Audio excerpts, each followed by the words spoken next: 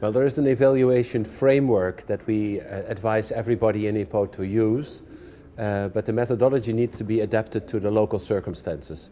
But we do have a common methodology, for instance, in the EPHE project, which is the EPOD on public health equity. And in there we do have a common evaluation of the effects the EPOD method has on social inequalities in obesity-related behaviors in children. Yes, we have recruited 7 countries, and in the 7 countries we have recruited 7 cities. We have already done all the baseline measurements. That is, 1,200 families have received questionnaires and responded to this in terms of answers on not only on the behaviors of their children, such as how much time they spend watching television and if they sleep well and if they eat fruit and vegetables, but also on the determinants of that. And especially we are interested in knowing what determinants especially lower social income groups have, so that we can actually reduce the gap rather than increase it. Yes, it was easy because locally the people have good connections with schools and with the parents of children. So the children we have chosen for this study are 6-7-year-old children and who all go to primary school. So we approach them through the schools. The first results show that in almost every country there is a gap on all of these behaviors. Sleeping, physical activity, adequate diets and things like that.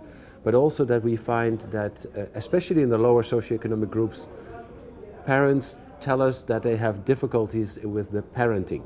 You know, to have rules about their children, to influence the behavior of their children, but also that economic problems are making it difficult to make healthy choices.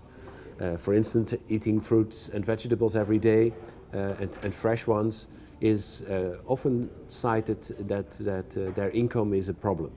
So the first 6 months of the school year we have just done the normal EPOD ways of interventions, and the second half year we are going to specifically focus on the problems that the lower socioeconomic groups have.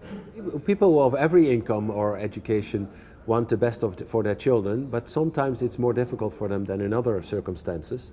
So they all want to change, they just find it more difficult. And we try to help them by giving them specific tips and instructions and advice and ideas how to do this. Example, they often say fresh fruits and vegetables are too expensive for us to give to our children.